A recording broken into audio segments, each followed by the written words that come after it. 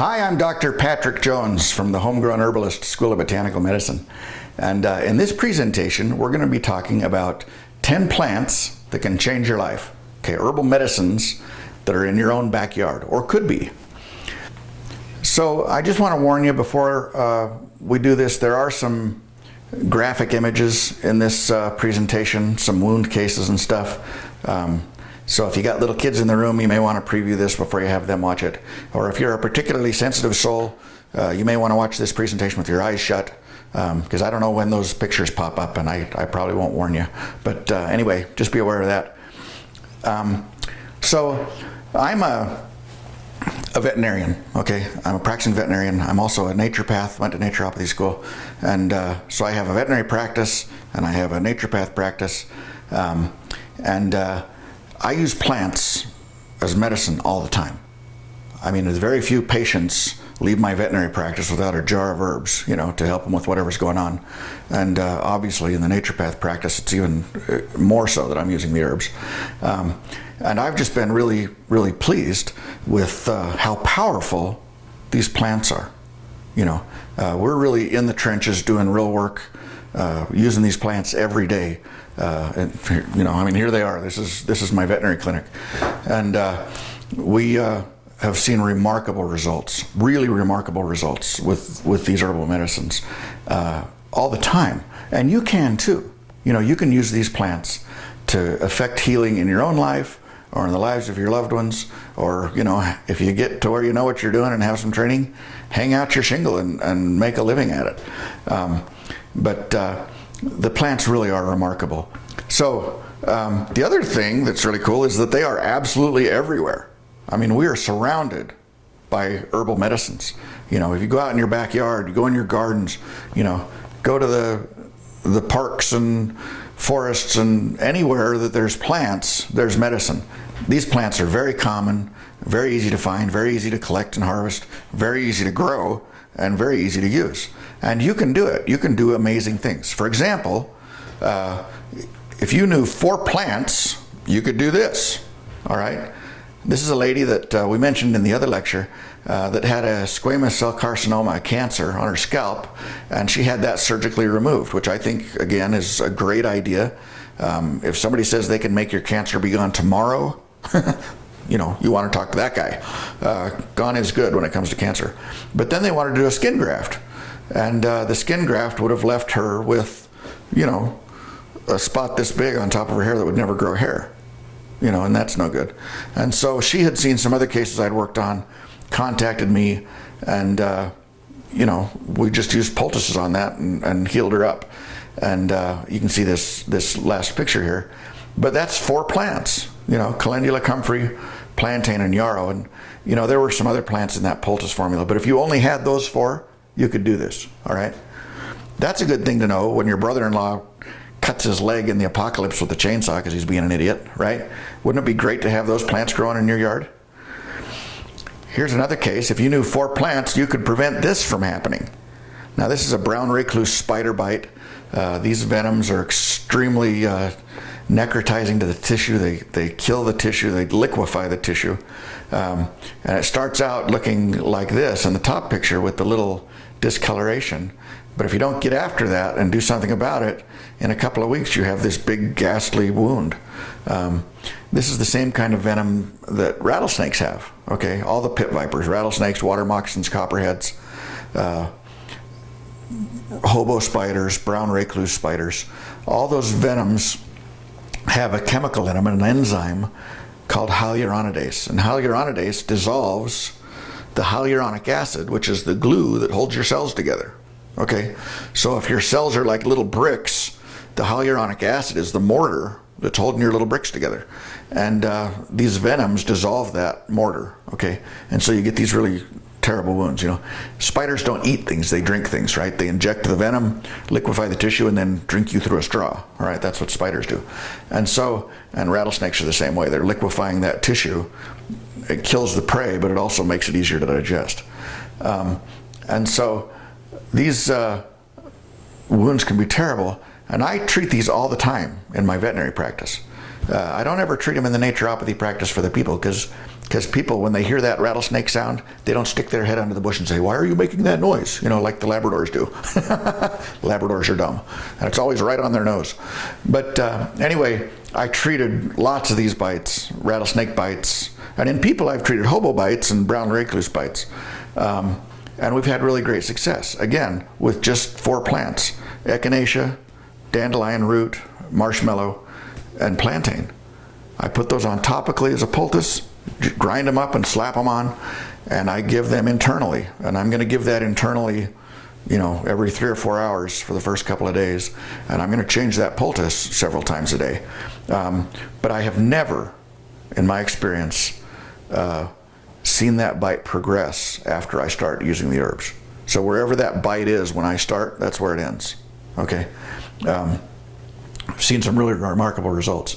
Echinacea, I don't know if you've heard of snake oil. It's these days it's sort of a disparaging term for herbal medicines. Oh, that's just snake oil. Well, you know what snake oil was? It was echinacea, and it worked really good on snake bites because echinacea inhibits that enzyme that dissolves the tissue, and echinacea stimulates your body to produce more hyaluronic acid, so it's making more mortar to hold your bricks together. So yeah, I'll take the snake oil. Thanks very much. All right, if you knew 4 plants, you could pass one of these. So this is a kidney stone. This is kind of a funny story. I was at a workshop, or it was a convention, and I was giving a lecture, and this guy comes up after the lecture, and he says, "Oh, Doc," he says, "I'm just sick. My wife has been so excited to come and listen to this lecture, and she's home with a kidney stone and can't be here." And I says, "Oh, holy cow!" And I got a piece of paper, and I wrote these herbs on the piece of paper. I says, "Go down there. There's an herb shop just down the road here. Tell them this is what you need, and poke that in your wife, and she'll be all right." So he went and bought the herbs and mixed them up, and gave them to his wife a couple of times that day. And the next morning he texted me this picture. This is the kidney stone that she passed. So again, isn't it great to have access in your own yard or on your own property to plants that can solve a problem like that? And I've knocked out lots of kidney stones over the years just with the weeds growing in my yard.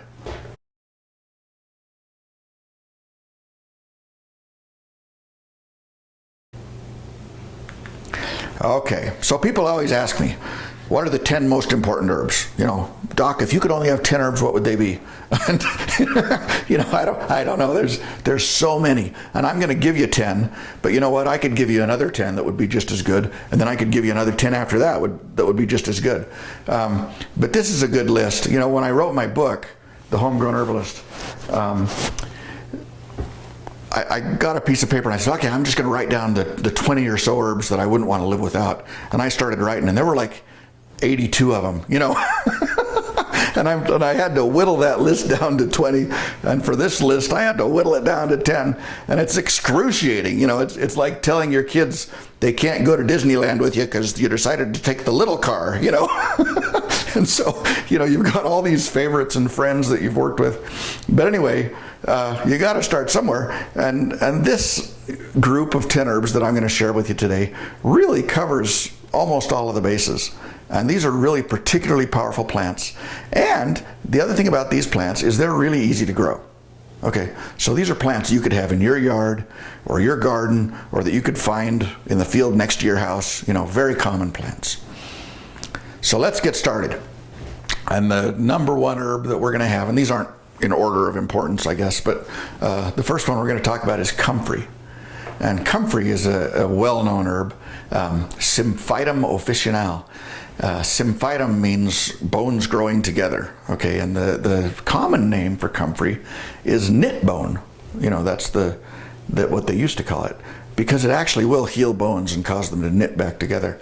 It contains a chemical called allantoin, which has 2 really great properties. One is it's really penetrating, so you can put comfrey as a poultice on a broken bone, even if the skin's not broken. Put the poultice on there, and that allantoin will soak right through those tissues and get to those bones. And what it does is it accelerates cell division. Okay, so it just makes those cells divide like crazy, and it really accelerates the healing of those wounds. And so I've used comfrey on all kinds of wounds, really horrible, grisly wounds on dogs. Dogs do the dumbest things. Anyway, and humans too, that have had some nasty wounds that we've healed up using comfrey. And it just really markedly decreases the healing time. And it also causes better contraction and filling, so you get less scarring with the comfrey, smaller scars. So comfrey's great. It's also a really good expectorant, so you can use it for bronchitis cases. And it has a lot of mucilage in it. And mucilage is that slimy, wonderful, soothing stuff that's in marshmallow and slippery elm and, mallow, those kinds of things. Just really soothing to inflamed tissues anywhere in your body. So if you have, gut irritation or sores in your mouth or a sore throat, bladder inflammation, irritated lungs, it doesn't have to come in direct contact with the tissues. The comfrey is just terrific for any of those kinds of things. It's really good for stomach ulcers. It's really good for any kind of GI problem. It's really good for any kind of wounds, burns, anything like that. It's a good expectorant, just a really tremendous plant. There is some controversy about using comfrey internally. They did a really good study where they took 6-week-old rats and they fed them comfrey extract, not the plant, because that wouldn't make any sense, right? But they took comfrey extract, a concentrated extract, and they fed that to those 6-week-old baby rats as 40% of their diet. And some of those rats got liver lesions. And so I never, ever, personally in my practice, I never use comfrey internally in 6-week-old rats as 40% of their diet. I think that's a good study. I think we've scientifically proven that that's not safe. I do use comfrey internally on my veterinary patients all the time. I've used it internally myself, with my family, with my naturopathy clients, all the time. Never seen a single issue with it. I've never spoken to an herbalist or heard of an herbalist who's had a single issue with it. But there is some risk if you have poor liver function. If you're taking a lot of pharmaceuticals, I probably wouldn't take comfrey internally. I don't give it to pregnant ladies because they got little babies in them with little rat livers. Why take a chance? But I think it's vastly emphasized the dangers of taking comfrey internally. I'll tell you, if you want to do something really scary some night, and don't do this with your children because it's pretty terrifying, but some night when it's really dark, maybe stormy outside, get a flashlight and turn out all the lights in your house, and with your flashlight read the warnings on your ibuprofen label. That's scary. Okay, comfrey internally, not so scary for me. But you know what? You pray about it, you think about it, you make your own decisions. Everything is dangerous, right? But it's a risk-benefit analysis. In my assessment, in my practice, in the situations where I use comfrey, I find that the benefits vastly outweigh the risk internally. All right. So how do you grow comfrey? Well, comfrey is pretty easy to grow. In fact, you want to be a little careful where you plant it because it's really easy to grow. And you will never get rid of it. The roots go down about 15 feet and you'll never be able to dig it up. You'll never be able to kill it unless you use Roundup or something. But make sure it's someplace you like it. This is a picture of one of my comfrey beds, and we've managed to contain the comfrey with about 6 feet of concrete in all directions. But anyway, it spreads, and it's pretty happy, aggressive, and enthusiastic stuff, so be aware of that. One thing you can do is you can use Russian comfrey, and Russian comfrey is a sterile hybrid. So, it's like you take a donkey and a horse and you make a mule, and then the mule can't make any more babies. Same thing here. They took Symphytum officinale and they took Symphytum uplandicum, and they crossbred those two plants, those two species, and you get this hybrid that can't propagate by seed. And so that's another great way to plant comfrey and have a little more control. It'll still spread gradually by root division over the years, but it's very manageable, and it's nothing like the regular plants that have the little black ping pong balls for seeds and they just go everywhere. So the Russian comfrey is a good idea. And I've used it a lot, and I find it to be just as effective. as the regular stuff. So either of those plants is good. Harvesting comfrey, you want to be really careful when you harvest comfrey not to take more than every single bit of the upper and root, because if you do that, it may take weeks to recover. Anyway, when I harvest comfrey and I'm getting the leaves, I chop it right down to the dirt, and in a week it's back, 2 weeks. If you dig up all the roots you can find, it'll be back in a couple of months. I mean, it's astoundingly resourceful stuff, and like I say, the roots go down a long, long way. You'll never get them all. So, and that's a great way to share comfrey with your friends, is just to give them a piece of the root. Anyway, also you want to wear some gloves when you're harvesting comfrey leaves, because they're kind of bristly and irritating. All right, gumweed, and this is Grindelia. Most people call this Grindelia in the trade. Out here in Idaho, we call it gumweed because the flowers are sticky. That's why they call it gumweed.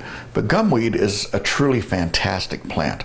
The flowers, the medicine, or the buds, but you can use it topically, you can use it internally, and it has some great properties. It's an antibiotic, it's anti-inflammatory, and accelerates healing like comfrey does. Not as strong as comfrey, but quite good. So what a great wound poultice, right? Kills the bugs, decreases the inflammation, makes things heal faster. That's great. The antibiotic can also be used internally for bladder infections or GI infections. Really good for that. And the other thing that's neat about gumweed is it's a really good antispasmodic. So it relaxes muscle spasms. So if you have back spasms, or if you have, I get a rib that pops out of joint once in a while and the muscles just go nuts and spasm, gumweed's great for that. It's also really good for asthma because in addition to being an antispasmodic, it's also a really good expectorant. So expectorants are herbs that get the goobers out of your lungs, right?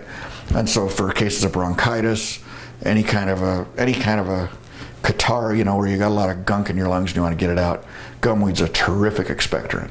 And it's a muscle relaxant. And so for asthma cases, what else do you want? Asthma is a combination of contracture of the muscles on your bronchi and gunk in your bronchi that gets produced because they're irritated and mad because they're having an asthma attack, okay? So you take the gumweed, it relaxes the muscles and opens up the airways, and it gets the goobers out, and what could be bad? And so it's really quite good for asthma. There's no contraindications as far, so when I say contraindications, I mean, can you take it if you're pregnant? Can you take it if you have high blood pressure? Can you take it if you're left-handed? In other words, cases where you should not take it. I don't know of any contraindications for gumweed. So how do you grow gumweed? Well, the best way to grow gumweed is to take some seeds and put them on the worst dirt you can find, and then when your neighbors ask you about it, just play dumb. I don't know where that came from, right? Because they'll be mad. But it's wonderful stuff, and it's well worth putting in one of your garden boxes because it just medicinally is so fantastic. Full sun is great. Partial sun is great. And the dirt doesn't matter. If you have really great dirt, grow gumweed. If you have really dry, gravelly, rotten dirt, grow gumweed. It won't care. You'll often find it in real gravelly, disturbed places, on the sides of roads or, rock quarries and pits and, places where the dirt's been disturbed. Gumweed's one of the first guys to come in and think that's a great place to live. So it's really, really very tolerant of almost any kind of conditions. Harvesting gumweed, you want to harvest the flowers and the buds. That's the medicinal part. It's really hard to dry gumweed because it has a lot of oil in it. And so, you can dry it for months and months and months, and it feels just dry as dry. And you put it in the blender to grind it up, and it just gets to be this hot, steamy, oily mess. And you're not going to get it dry. Don't worry about it. You can tincture it, you can dry it and grind it, but it's not going to dry and grind like a lot of other herbs will. And just live with that. That's just how it is. And then, of course, you can tincture it or make teas or whatever. It doesn't taste great, but it's really, really amazing medicine. One of my favorite plants. All right, coneflowers. So this is purple coneflowers like you get at the nursery, like you've got probably growing in your flower beds. Echinacea. This is echinacea, okay? Black-eyed Susans are also coneflowers. Okay, so anything in the genus Echinacea or Rudbeckia is a coneflower, and those plants are Echinacea, essentially. They used to all be in the same genus, but they separated the Echinacea from the Rudbeckia. And the reason they do that is because, you know, they've named everything now. So now the only way to get a master's in botany is to rename everything, right? But black-eyed Susans, purple coneflowers, there's some wild strains, the yellow coneflower from the western states that's shown in the bottom picture here. Those are all great medicine. So these plants, the root and the flower, both are medicinal. In the United States, we're kind of wound up about the root. You know, we always talk about Echinacea root being the big deal. But in Europe, they use the flower a lot, almost exclusively. And I have found that that the flower is almost as good. I mean, I use the flower as much as I use the root. Unless it's a really serious case. If it's a rattlesnake bite case, I might go with the root instead of the flower.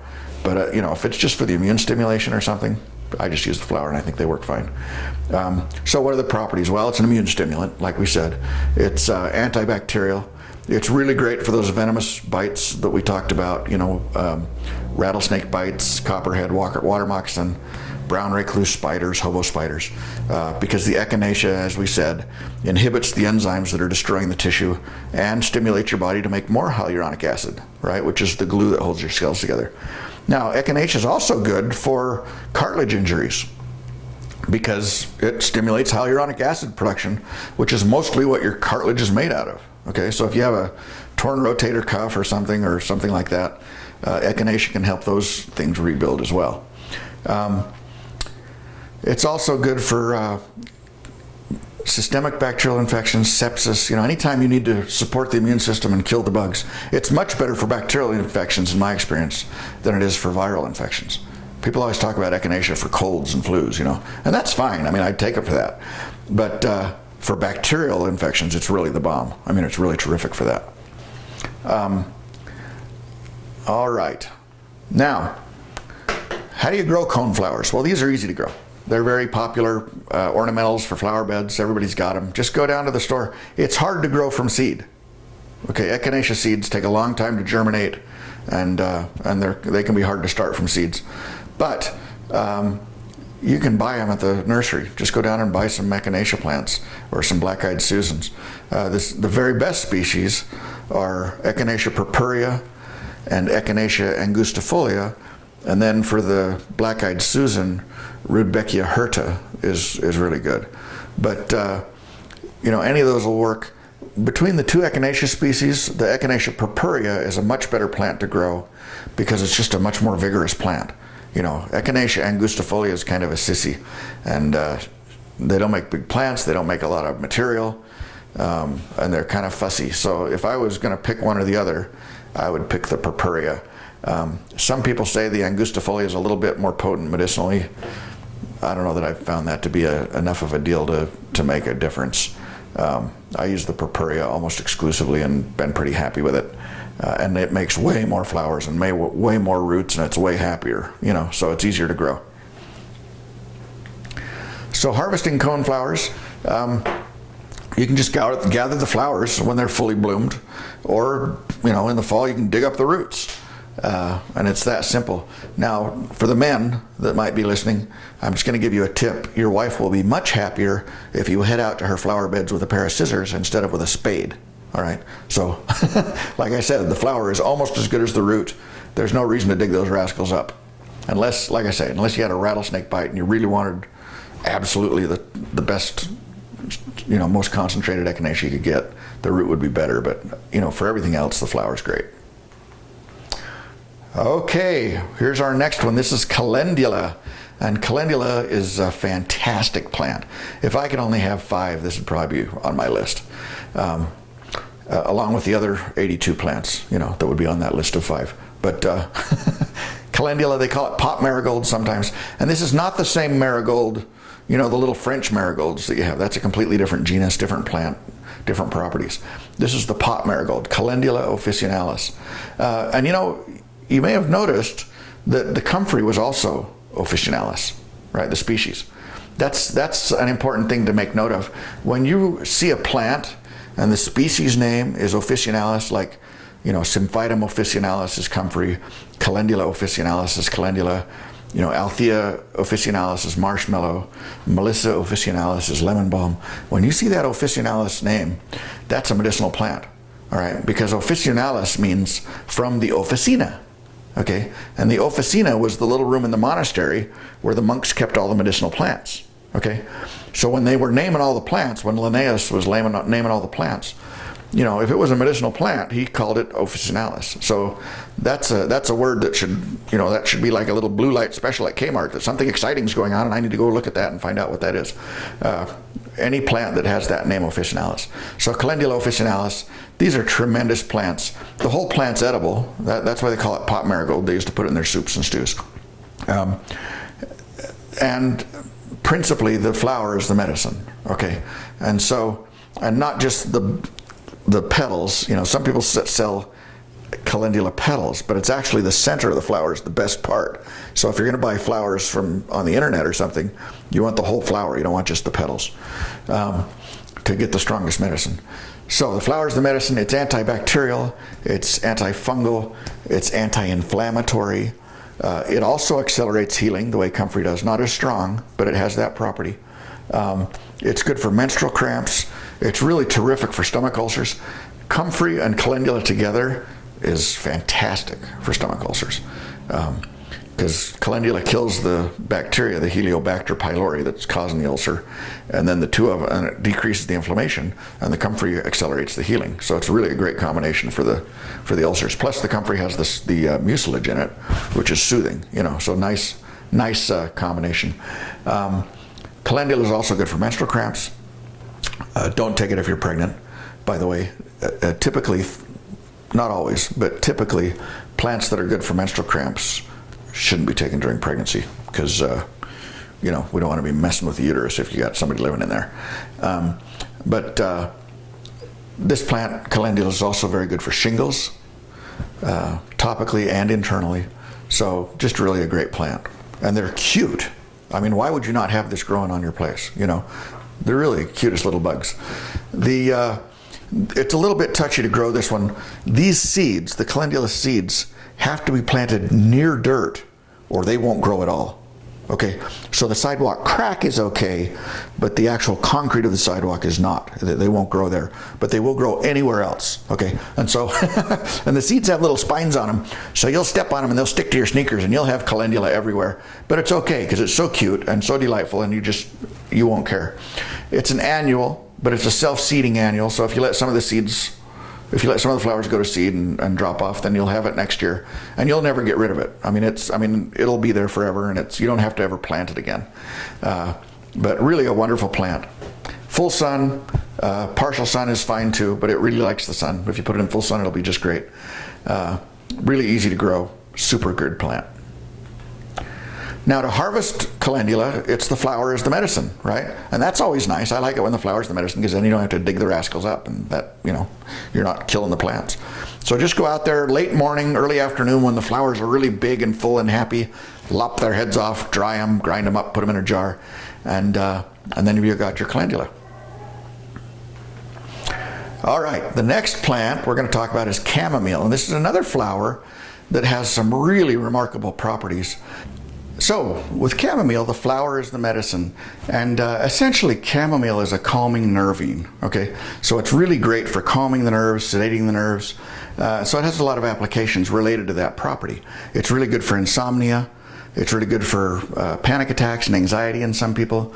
It's really good for pain, some kinds of pain. You can make a lotion for rashes and stuff that are really irritated and inflamed, and it'll have a calming effect on those.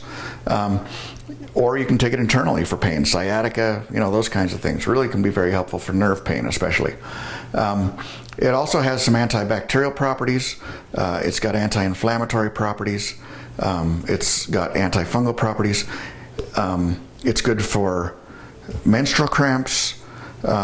It's also a good liver tonic.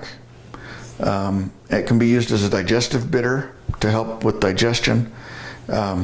It's really fantastic for anything wrong with your guts, because it's just so soothing and relaxing, especially like diarrhea, where you're getting all these spasms and grumpy guts.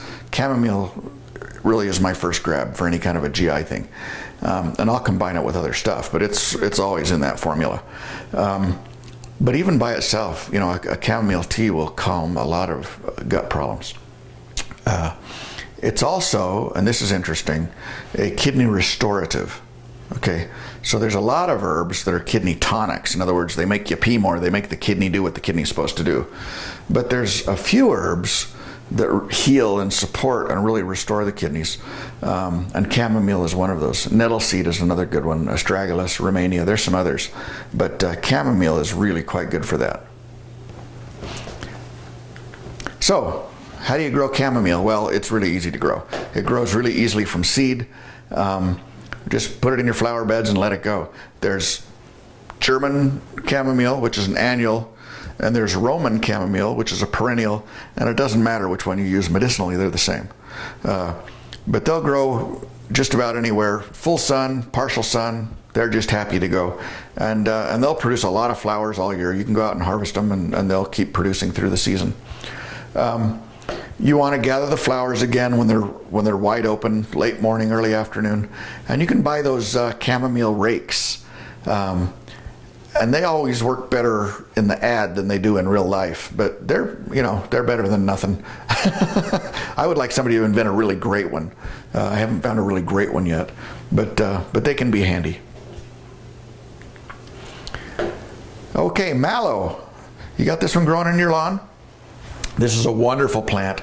It's a cousin of marshmallow, which is another, you could replace this one with marshmallow, and it would be just great. Hollyhock is also a cousin of those guys and has similar properties. But mallow is really a great plant. The whole plant's edible. They use this for a salad green in Europe. We spray it with 2,4-D in America. We like sauce on our salad. But anyway, the whole plant's edible. The flowers make a little round thing after it flowers, and they call them cheesies because it looks like a little cheese round, and kids like to eat those. The root's edible, the whole thing's edible. But it's also medicinal. The whole plant's medicinal. And it has a lot of mucilage in it. So it's really soothing. It's really great for bronchitis, for bladder inflammations or bladder infections, for anything wrong with your gastrointestinal tract. Mallow is just fantastic. But the thing I really like it for, and marshmallow and mallow both, I really like for gangrene. And I've used it a lot over the years in the veterinary practice. A dog will come in and, it's had some kind of wound and they didn't take care of it, and they start getting a line, where everything on the other side of that line is going to die and fall off. That's gangrene. And if you get marshmallow on that topically and in them internally, in 12 hours, that line's always gone. I've never had that not turn around. There's just something about marshmallow and mallow that just, they go in and they just tell the cells, look, everything's going to be okay. No one has to die today, and they believe her. I don't know, I don't know why, but it's really great medicine for that application. So, how do you grow mallow? Well, stop spraying your lawn. You'll have mallow next year, right? It's very easy to grow. Marshmallow too. Grows super easy from seed. The marshmallow is a tall plant, a really pretty plant. And the mallow is sort of a low to the ground weed. But either of those, they're identical medicinally. Really, really easy to grow anywhere. Harvesting mallow, a really great way to harvest mallow is to tell your kids they're wildcrafting instead of pulling weeds, right? Johnny, if you're nice to your sister, we'll go wildcrafting later, right? It only works once on the smart kids, but it's worth doing. But seriously, just dig up the roots. You can collect the greens anytime. And the roots are stronger, much stronger for the medicinal properties, but super easy to grow. Cramp bark. So this is Viburnum opulus. And this is the snowball bush that everybody's got growing in their flower beds. The bark is the medicine. And cramp bark is an antispasmodic, all right? And so it relaxes muscle spasms. And so, well, what would you use that for? Well, you would use that anywhere that you have a muscle spasm, whether it's a muscle spasm in your back, whether it's a uterine cramp. In fact, it's quite good for threatened miscarriage, because it relaxes the uterus. It's just quit cramping. We don't want to do that. It's also good for, like, if you get a really dry, hacky aggravated cough and you're just miserable, the cramp bark will relax all that stuff and make that better.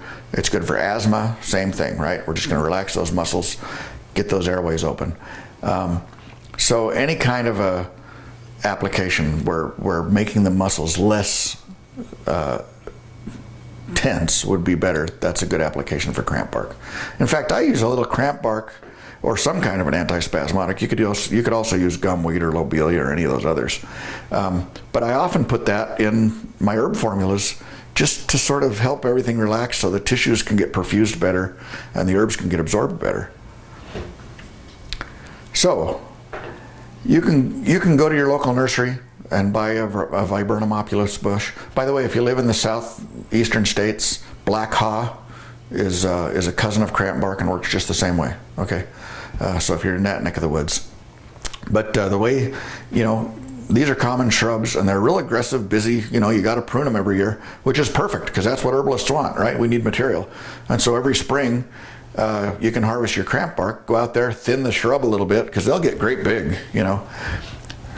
Prune it back and thin it out a little and get it how you want it. And then take those canes in and cut the inner bark off of them and dry it, throw it in a jar, you got your cramp bark for the year. Cramp bark also makes a berry, which is edible, but it's not great, okay? But anyway, I suppose if you put enough sugar in it, you could make jelly.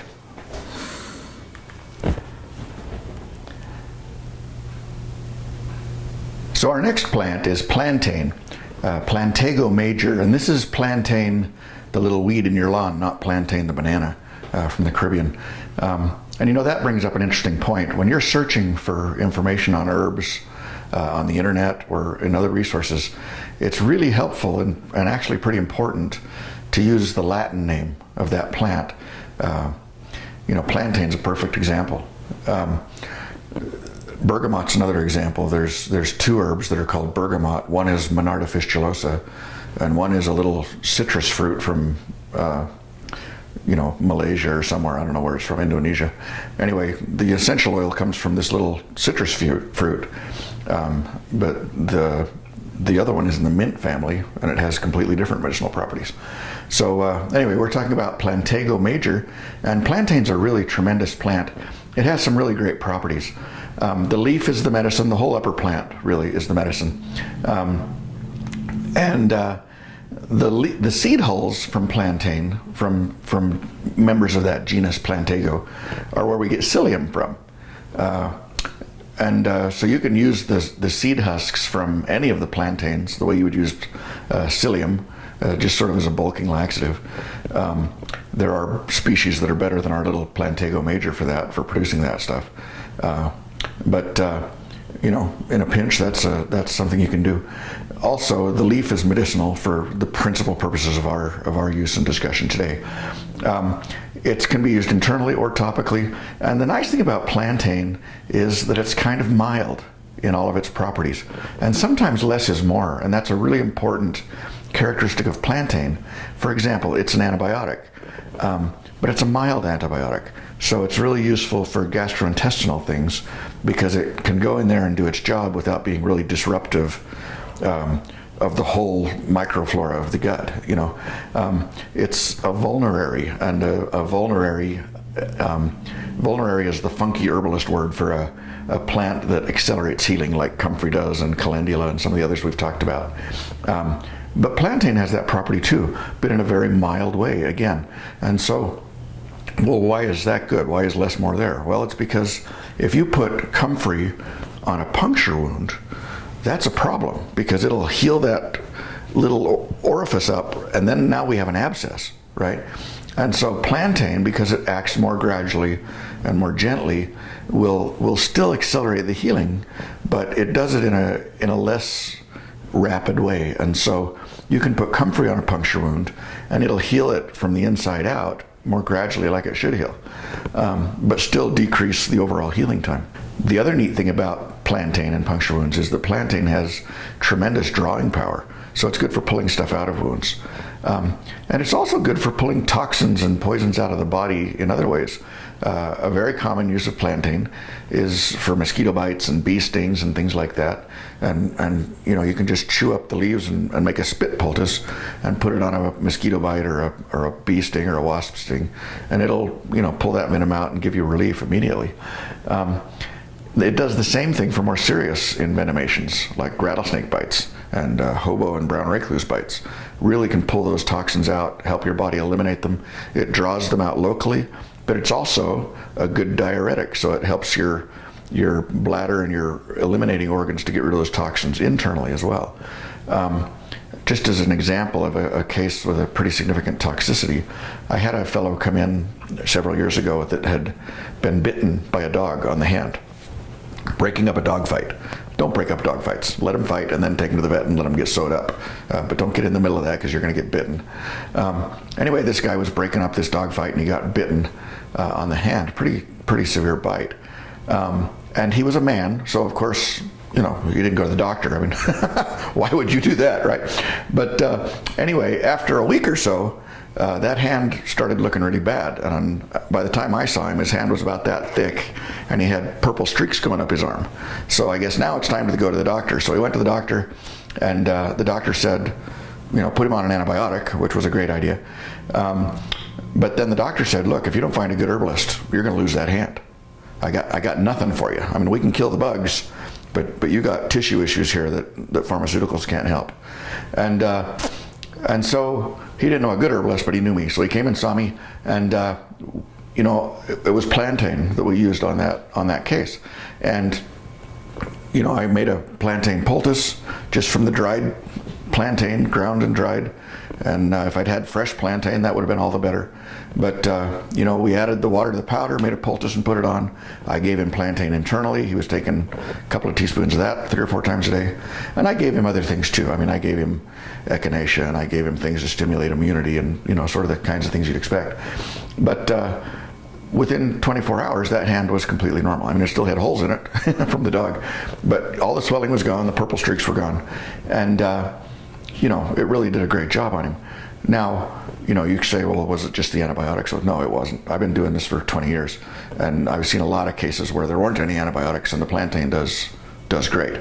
And I'm not opposed to antibiotics, and I think that in that case, that's a tool that was a terrific tool for him, an important tool, and so, super, let's, go ahead and use those. But like I say, I've seen other cases where we didn't use those and had the same outcome just with the herbs. And so I know the power of plantain to pull toxins out. In cases of sepsis, which is a systemic bacterial infection, in cases of toxicity, in cases of envenomations from spiders and snakes. I have another friend of mine who's a wilderness survival guy. And he was out here, not too far from here, out in the canyons, and was climbing this canyon wall by the river, and he reaches up and he gets bit on the hand by a rattlesnake. And he was 4 days walk from nowhere, no cell phone, no car, no nothing. And so he's got a big problem. And so he said that his hand swelled up great big, so it wasn't a dry bite. And he went down to the creek bottom, found a big patch of plantain, and just ate it and ate it and ate it all that day, and would make spit poultices, chewing up the leaves and putting them on that bite wound. And he said after a couple hours they would turn black, and he'd take it off and chew up some more and put it on there. And he managed that snake bite all through that day in that way. And within 24 hours, that hand was looking really good. He had no tissue loss whatsoever from that rattlesnake bite, which is crazy. I mean, he should have lost that hand. He should have lost his life. But he knew what weed could help him, and so he was fortunate. But that's the power of these plants, is they really have remarkable abilities, and if we would just know what those are and employ them in our lives, they really can help us a lot. So plantain's great. It's really good for wounds. It's really good for envenomations and bites and stings, like we said. Really good for bladder infections. Really good for any time you want to get poisons and things out of the body. Just a tremendous plant. Like we said, the leaf is the medicine, the whole upper plant is the medicine. It doesn't have enough roots to talk about. I would suppose those are fine too. But anyway, really a terrific plant. So growing plantain's pretty easy. You may very well have it in your yard already. Go look in your lawn. Look in the shady kind of cooler parts of your lawn, and you'll find plantain maybe. And if you don't, get some seed and plant it in your garden. It's a hardy little happy guy. It likes to grow, and it'll grow in full sun if you give it enough water. You know, all of our plantain beds here on the property are in full sun, and they're, you know, we get great big beautiful plantains. But you know, it needs enough water to do that. But if it has its choice, it'll go to a cool shady place in the lawn. Obviously, if you're taking stuff out of your lawn, you want to watch. You know, you don't want to have dogs and herbal medicines in the same lawn, right? Dog pee is not medicinal. And so, you know, make sure stuff's clean. But otherwise, really a terrific plant, easy to harvest. And the leaf is the medicine, so just gather the leaves. One other thing to know about plantain is it's a little bit delicate. Some of the medicinal constituents are a little bit sensitive, and so it doesn't have a super long shelf life as a dry herb. You know, most dry herbs, I'd say, you know, if you grew them yourself, they're probably good for 2 years, maybe more. Certainly good for a year. But plantain, you know, maybe 6 months. And so fresh plantain is the best resource. And one way that you can store plantain and have it fresh and available all the time is to freeze it. Freezing doesn't damage the medicinal constituents at all. Or you can even juice it or grind it up and put it in ice cube trays, you know, keep it in the freezer. And then, or just put it in a bag like frozen spinach, you know, just the leaves. But that's a good way to have it on hand all the time. Or, you know, I use the dry plantain all the time. I use the dry herb all the time. I just don't keep it very long, you know. But we go through stuff here fast enough that it's not an issue for me, you know. Our plantain, very few of our herbs get old on the shelf here. But if you're going to keep plantain in a dry form, you know, I would say maybe 6 months. And again, it depends sort of on which medicinal constituents you're talking about. And we, you know, there's a module on the website, homegrownherbalist.net, just about plantain, and we get into a lot of detail about all the different medicinal constituents and who's tough and who's a sissy and what'll last and what won't. But anyway, plantain's a really, really terrific plant. Okay, cayenne pepper. Now this is a plant that really is tremendous. Has a great reputation in herbal medicine for good reasons. And personally, in my practice, I've probably saved more animals in the veterinary practice more dramatically with cayenne than I have with all the other herbs combined. It's a premier crisis herb, really tremendous for shock, for blood loss, you know, just, you know, I can have a dog come into the clinic that's been hit by a car, and you know, his gums are white and his eyes are rolled back in his head and he's not very responsive, and he's down at the end of the tunnel talking to the big white dog about his life, you know, that dog, and really in trouble. And I squirt a little cayenne tincture in those guys, and boom, I mean, they are back. Their gums are pink, they're alert, their breathing's better, their heart rate's better. It's just a really great herb for shock and for those kinds of crises, heart attack, shock, you know, big physical trauma. I use it, sometimes I get a dog that's having an anesthesia reaction, or a dog that won't come out of anesthesia as quickly as I'd like to. Little cayenne in there, they're waking up faster. I use it on little C-section puppies, you know, because they're coming out of the womb anesthetized, right? Because I had to knock mom out to do the C-section. And so they come out and they're all sleepy and groggy and don't want to breathe. And I put a little couple of drops of cayenne in their mouth and say, hey, welcome to Idaho, right? And they go, oh, I don't like Idaho, right? But it wakes them up, you know, and it's very stimulating. The pepper is the medicine. And it can be any hot pepper. It doesn't have to be cayenne peppers per se. But the heat is the medicine. So the hotter it is, the more medicinal it is. The capsaicin is the active ingredient that has the medicinal properties. And so the pepper is the medicine, and you can use those fresh, you can dry them, you can tincture them, you know, like all the other herbs, you can make whatever form you want. It's good for internal bleeding. It's good for bleeding topically. It can be a little zingy, but it's not a deal breaker, you know. And it also has some properties that actually numb the nerves. So even though you put that on topically, it's a little zingy initially, it actually will numb those nerves and decrease pain. You can make a lotion out of cayenne and put it on, arthritis and sore joints and stuff. And it does two things. It's very warming, which improves the circulation, and that helps pain. But also, it has that chemistry in it that, deadens the nerves, numbs the nerves for a little while. So that's good for the pain. Let's see, what else is cayenne good for? Cayenne is really good for blood pressure, high or low. Well, how does that work? Well, it works because what it's actually doing is making your blood vessels more elastic, right? And so when you have high blood pressure, they stretch better because they're more elastic, and so your pressure goes down. When you have low blood pressure, they contract better because they're more elastic, and your pressure goes up to where it's supposed to be. And so it's really good for blood pressure. Let's see, bleeding, blood pressure. It's good for sinus congestion.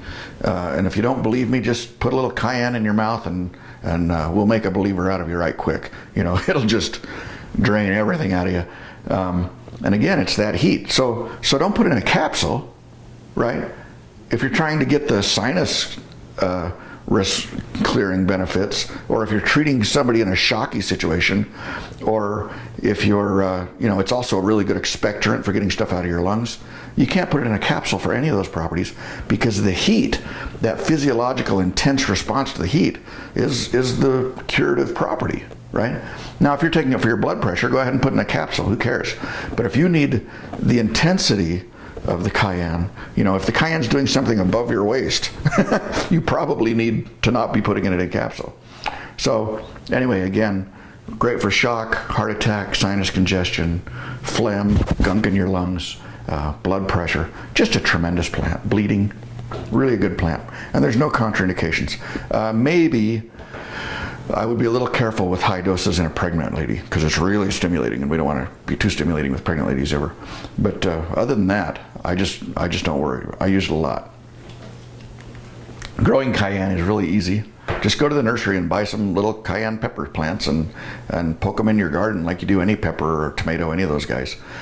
Really simple to grow.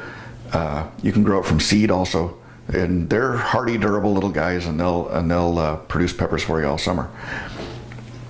So when the peppers are red, they're ready to harvest, and you harvest them. I usually just dry them. And we dry all our herbs. We just dry them on racks. There's no heat or anything. The air movement is more important than the heat. And heat can actually be pretty detrimental. And we do all our drying indoors because if you do them outdoors in the sun, it completely ruins the herbs. The sun is the worst thing in the world for herbs. And if you put them under the trees, the birds poop on them, right? And so we're doing that all indoors. But, just throw the peppers on a rack. If you wanted to use like a little food dehydrator, you could do that. I would turn the heat all the way off and just let the air blow through them.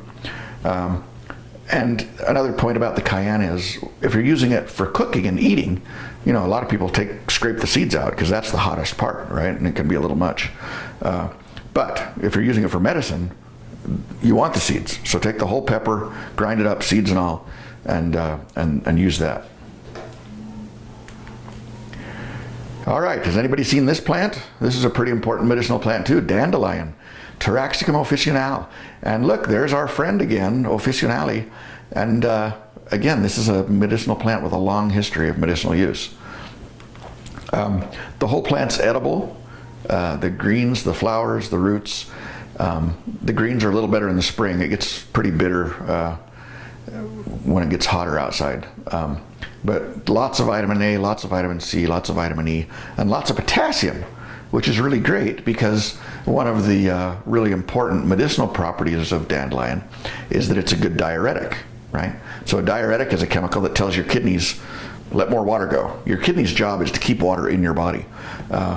And a diuretic said, look, lighten up guys, let some of this water go. So you pee more, all right? So it's good for bladder infections. It's good because it flushes it out. It's good for edema or swelling, fluid retention. Even like congestive heart failure where you're trying to get fluid out. Those kinds of applications, anytime you want to get fluid out of the body and increase urination, dandelion's a good choice. But, physicians really worry about potassium depletion when they're using a diuretic because when you're urinating, you're losing potassium. And so, they often will supplement the potassium, and they're really watching those people when they're on Lasix or those kinds of medications. Well, God, when he made his diuretic, he put a lot of potassium in it because he's really smart, right? And so He, we have this beautifully designed medicine that not only is it a good diuretic, but it's a great source of the minerals and vitamins and nutrients that you lose through diuresis. And so just a lovely package. He's pretty smart. Maybe we should listen to him about some other things. But anyway, dandelion's a great plant. The leaf and the root are both medicinal. It's a good kidney tonic, and it's also a good liver tonic. And the leaf tends to favor the kidneys, so the leaf's a little more diuretic, and the root tends to favor the liver, although they both do both. The liver function is that it stimulates bile production and bile flow. So it's a good liver cleanser. It helps digestion because bile is important for digestion. Cases of jaundice where you got liver stagnation and congestion, dandelion's great. I've turned around some pretty significant jaundice cases with dandelion root. Really a great medicine.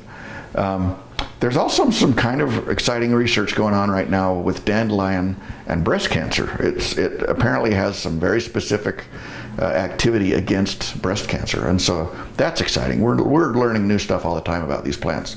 So dandelions is just a terrific little plant. Start being nice to it. The name dandelion comes from the French dent de lion, and that means the teeth of the lion, right? And it just refers to the leaf, those little serrated, lion-y looking leaves they have. Looks like lion's teeth. But anyway, growing dandelions is pretty easy. What you need to do is grasp the stem firmly between your fingers, pucker up, and blow, and you'll have good success growing these plants. And you'll also be able to spread those to your neighbors, and so that they can have medicinal plants in their yards, and they'll appreciate that. Harvesting, they're just dandelions, guys. Pull them out, use them. There's all kinds of tools you can get, dandelion diggers and stuff.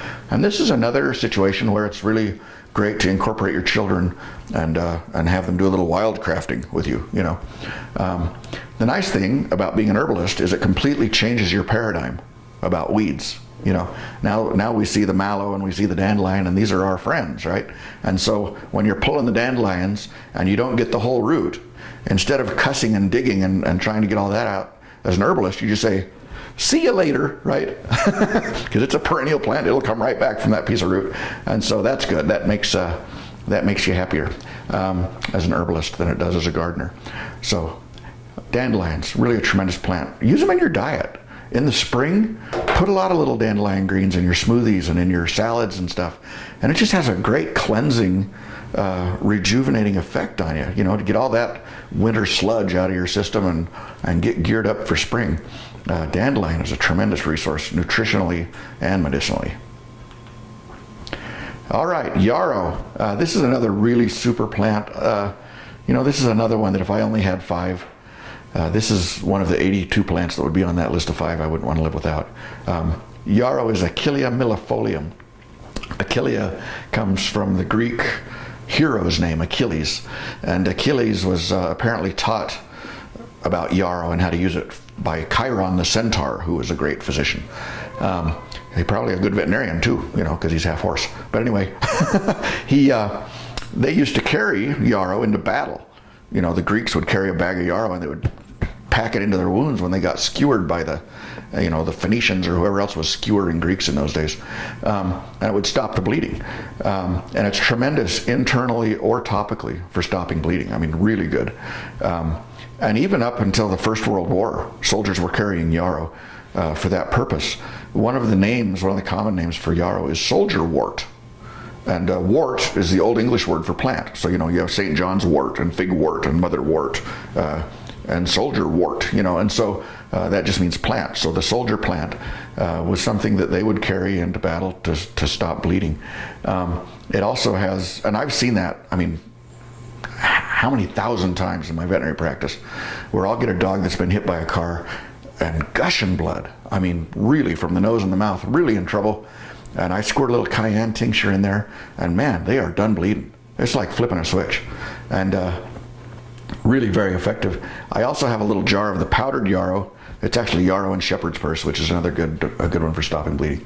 Just a little jar of that powdered herb, and I keep it by my oral surgery table. So when I'm doing oral surgery on a dog and cutting a tooth out, you're cutting the bone, because dogs' teeth have huge roots. You know, it's like taking a wisdom tooth out of a human. You don't just pull them out, you got to cut the bone to get them out. And when you're cutting that bone, you'll hit those little arteries in the bone, and they just bleed like little devils, and you can't stop it, you know, because you can't tie them off and you can't clamp them, and, you know, because they're in the bone. And so the medical procedure for that is to stick your thumb on it and pray for about 20 minutes, and then you just repeat as needed, you know. And, you know, they're horrible. And so I just put a little bit of that yarrow powder, that ground up herb, right on that bleeder, and they just quit bleeding. And it's also great for the wound. It's antimicrobial, kills bacteria. It's anti-inflammatory. It has very similar properties in that respect to calendula. So really effective. The flower is the medicine. And let's see, what else is it good for? It's good for menstrual cramps. It's good for fevers, really good at breaking a fever. And a fever is a body process that's antibacterial in itself. What your body's trying to do is it elevates the temperature, and as the temperature rises, it becomes more difficult for bacteria to bind with iron and other minerals and nutrients that they need, and so they get weak and wore out, and their white blood cells can go in and kill them. And so the fever is an immune response, you know, to fight the bacteria. So if you take ibuprofen to knock your fever down, you're helping the bugs, right? You're a traitor in that war that your body's having, helping the other side. If you take yarrow, it also gets rid of the fever, but it gets rid of the fever by accentuating it and making it do what it was supposed to do in the first place, helping it do it faster and more effectively. And so, you know, if you're coming down with something, if you're sick, you take some hot yarrow tea and you wrap up in a blanket, and it has what's called a diaphoretic effect. You know, it makes you hot and sweat, you know, and it actually improves and accentuates that fever very short term, and then you're done. It breaks the fever because the fever's done doing what it was supposed to do. And so yarrow breaks the fever in a positive way by helping your body do what it's trying to do, instead of suppressing symptoms and stopping your body from doing the things it needs to do to help itself. So good for fevers, really good for colds and flus and respiratory things. It stops bleeding internally or topically. Good for menstrual cramps. The root of yarrow, and it's the flower and the leaf that we're doing all those things with, but the root is also good for dental pain. It's a local anesthetic. And so you can grind up the root, or take the powder, or take a tincture of the root and put it on a cotton ball and put it on a sore tooth, and it's really very effective, you know, almost as effective as Novocaine. And so that's something that you can do, and you know, that's the old Boy Scout trick. You know, they'll be out hiking through the woods, and the older guys will get the younger guys to chew on the yarrow root, and they talk like this for the rest of the day, you know, because their mouth's so numb. But really terrific for that. Cloves is also really good for that. If you have cloves, just the cloves that are in your spice drawer, grind those up and put them on a sore tooth, and really very effective for pain. That's what dentists used to use until not too long ago. My receptionist, my vet tech actually in the clinic, she doesn't like the smell of cloves because they remind her of the dentist, you know. And so that's a really effective thing too, that yarrow root or the cloves for dental pain. Do not take yarrow if you're pregnant. It can cause miscarriage. And so again, any herb that's really good for uterine cramping, with the exception of cramp bark, I would probably avoid those if you're pregnant, because we don't want to bother the uterus when somebody's living in there, right? And so don't take it if you're pregnant. But other than that, that's the only contraindication that I'm aware of. So growing yarrow is really easy. These are beautiful little flowers, really nice. And you can use any of the color strains you want. The white one is the wild yarrow, right? But, you know, go to the nursery. They got yellow yarrow and red yarrow and pink yarrow, and they got all these beautiful varieties and cultivars of yarrow, and they all work medicinally. We have all of those colors growing on our property, and I use them all interchangeably. I don't see any difference at all for any of the properties. So feel free to, you know, plant a variety and enjoy the colors. And it's just a beautiful plant. It's an enthusiastic plant. Sometimes it'll jump the borders a little bit and get into the bed you didn't mean it to be in, but it's really beautiful and great medicinally. It's also, sometimes will get a little bit root bound because it really grows. You know, sometimes you got to go in there and thin it out. But if you're an herbalist, you're thinning it out anyway, right? Because you want those roots for dental pain cases. So when you're harvesting yarrow, you want to take when the flower's in bloom, and wait until late morning or early afternoon when it's really in bloom. You know, when all that stuff's in the flowers. Then I just harvest like the top quarter of the plant or the top third of the plant, and sow the leaf and the flower in that upper part of the plant, and that won't traumatize the plants, and they'll come back and they'll make more flowers. They'll make flowers for you all summer. All right, so that's it. There you have 10 herbs, your new 10 best friends. And you know, these plants really are amazing. I've been using them, as I said, every day for many, many years in the veterinary practice and the naturopathy practice, and I'm just astounded all the time at the amazing things that they can do. You can use these plants, you can have relationships with these plants. Start planting some of these. Go get some seeds or go get some plants, and just get going on this. Have some of these new best friends in your yard to help you when you need them. We'd love to have you swing by the website if you'd like to learn more, homegrownherbalist.net. There's videos and there's blog articles and there's herbs you can buy. You can buy a copy of my book, The Homegrown Herbalist, if you like. In fact, I would recommend you buy several copies of that book because, you know, you could read one book and it could be really great, but it might just be a fluke. But if you bought several copies and they were all good, well, you know, that's a good book, right? But anyway, those are available there. Look for our medicine making series that we've done with Marjorie. That's an in-depth program that'll be on her site, and we had a lot of fun putting that together, and I think you'll enjoy that too. I'm Dr. Patrick Jones from the Homegrown Herbalist School. Thanks for listening. Thanks for taking the time, and thanks for making this a priority, learning about these things in your life. I think the more people that understand these basic things that our grandmas knew how to do, the better the world's going to be, and the better off we're all going to be. Thanks very much, Dr. Patrick Jones, and you have a great day.